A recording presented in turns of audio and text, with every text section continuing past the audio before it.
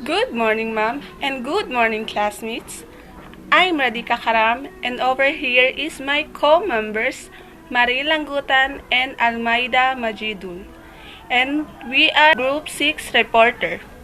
So for today's presentation is all about sensory impairment and hearing impairment. So let me define first what is sensory impairment and hearing impairment. So the sensory impairment, guys, is when of your sense, sight, hearing, smell, taste, and spatial awareness is no longer normal.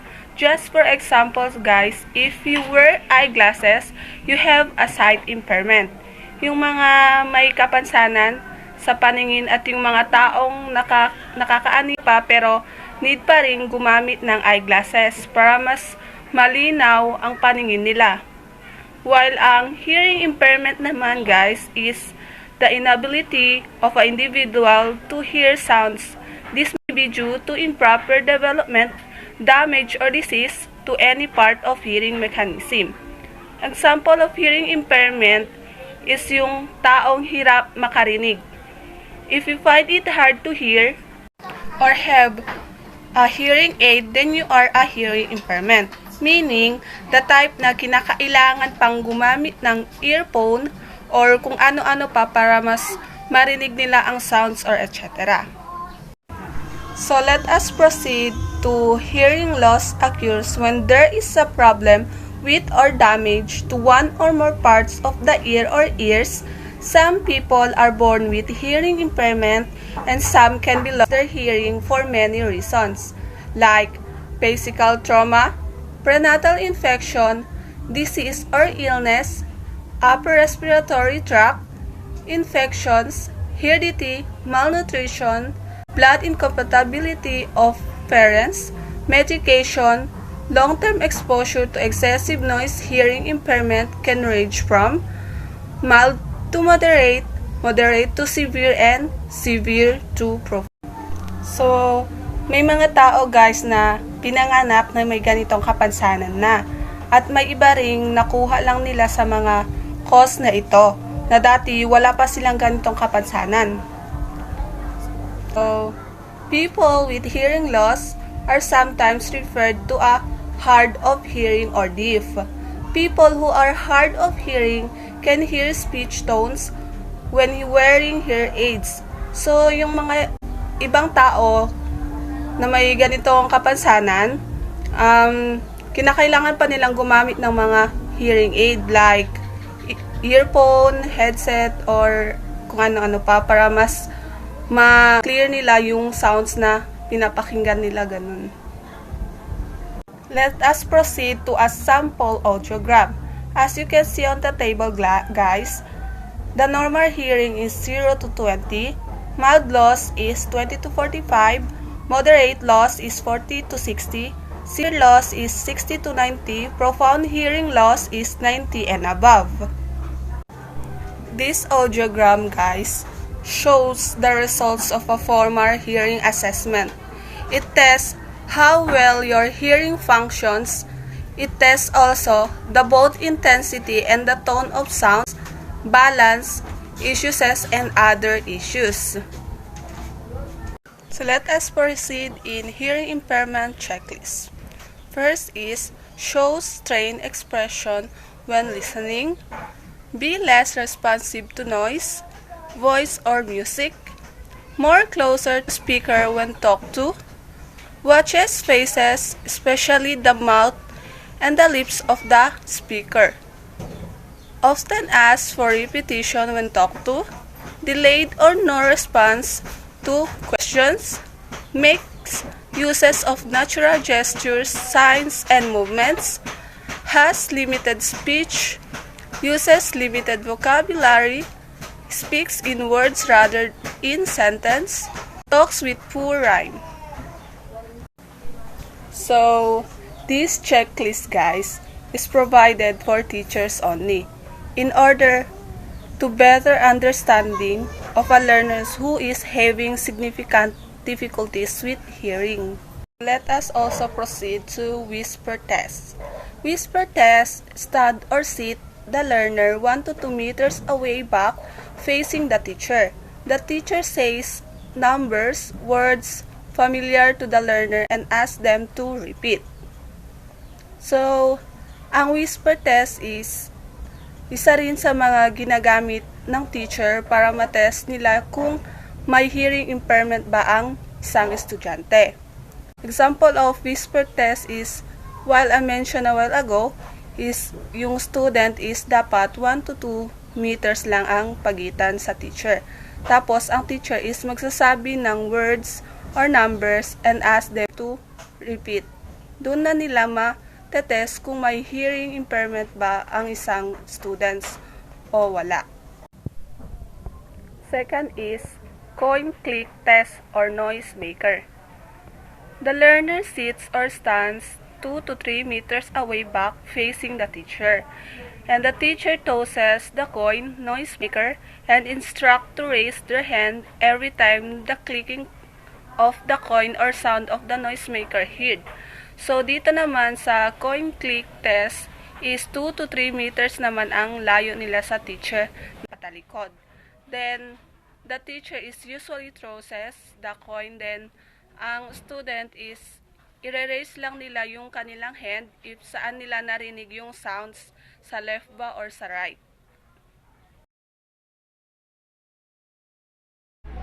Hello, good day everyone. I'm Marie Dilanggutan from Bitela, the AFA2C, and my topic is the manual alphabet. What is the meaning of manual alphabet? The alphabet, especially for the deaf, in which the letters are represented by finger positions. These manual alphabets, also known as finger alphabets or hand alphabets, have often been used in deaf education and have subsequently been adopted as a distinct part of a number of sign languages. There are about 40 manual alphabets around the world. The representation of individual letters and numbers using standardized finger positions. And what is the basics of alphabets and finger spelling? Most people start their sign language journey by learning the A to Z or alphabet equivalent in sign form. The use of the hands to represent individual letters of the written alphabet is called finger spelling. It's an important tool that helps signers manually spell out names of people, places, and things that don't have established sign. For example, most sign languages have a specific sign for the word tree, but may not have a specific sign for OAK, so OAK would be finger spelled to convey that specific learning. And here comes the different examples of manual alphabet from the American Sign Language alphabet.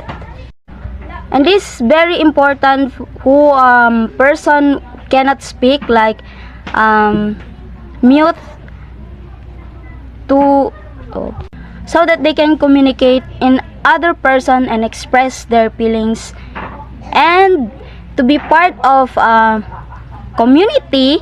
They have special education so that even they have a disability, they can have knowledge and professional someday. And that's all. Thank you. Good day! Today, I'm going to discuss the teaching strategy. Before I'm going to discuss it, let me allow to introduce myself. I'm Almayda Majidul, that having a lesson about the teaching strategy for today. Now, teaching strategy to the communication with the learner who are hard of hearing, and to communicate with the learner who have probably totally deaf. Now we are going to discuss it. First, to the communicating with a learner who are hard of hearing, put the learner close to the teacher on better sound reception and visual cue. And second is be sure the light, natural or artificial, fall on the teacher face rather than behind. Reduce the classroom noise level with a wall hanging mat curtain. Okay, the next strategy is getting the learner attention before convincing to talk. And next is making use of the visual hearing by using applications and speak slowly, clear, and pace to pace with a learner. Rephrase, especially if the learner does not understand what was I said. And write the keyword outline when shifting a new topic. And sit or place that learner in a position with a full visual access to the teachers. From that are the strategy for the communicating with a learner with a hard of hearing. You must be, if you all have a learner non-regular, which you must be put them in the front and hanging the curtain that they are reducing a level of the noise on the outside. And also if you are in the front, you must be if that light that can focus on you must be that can get that attention of the learner that can see of you on the whole of your actions and your visual. And also if you are going to shift your another topic, you must be having a right keyword on that blackboard that can remember the learner, because sometimes learner did not remember even though you can discuss a few minutes on that discussion, but they are not remember it. But you must be put it the keyword on the visual aid or whiteboard on blackboard. And also speak slowly to the learner that they all understand smoothly what the lesson all about. Because if you are talking fastly, that learner did not understand what are you saying all about, the lesson is useless. There must be a better communications or effective communication. You must be having a speak slowly to the if you are having a learner non-regular. Even though in a regular learner, you must be speak clear and slowly for having a better interaction between your learner and participants. And also, if you are going to start a conversation with your learner, you must be get their attentions on before you are going to talk them. Now we're going to proceed to the communicating to the learner who have probably deaf or totally deaf.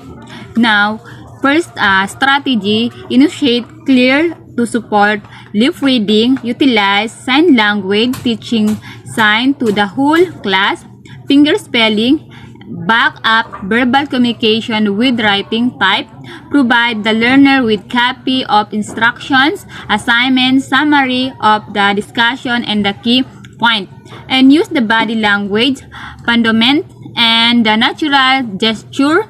Prepare the visual aid to the supplement of the lessons. Use a multi-sensory approach and break up a long sense and instruction, and choose a simple word and always repeat a new word numerous times, and assign a body or for the note sharing and discussion. Having a learning work in a group using a concrete aid.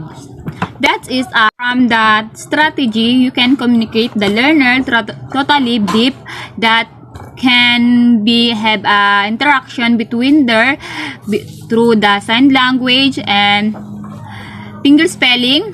And also we can communicate them by through writing or typing. And you can also have a good communication to the learner have a totally deep when you are going to use the word that they are familiar or the word that simple from them. That's it. Thank you for today. Now having a good day.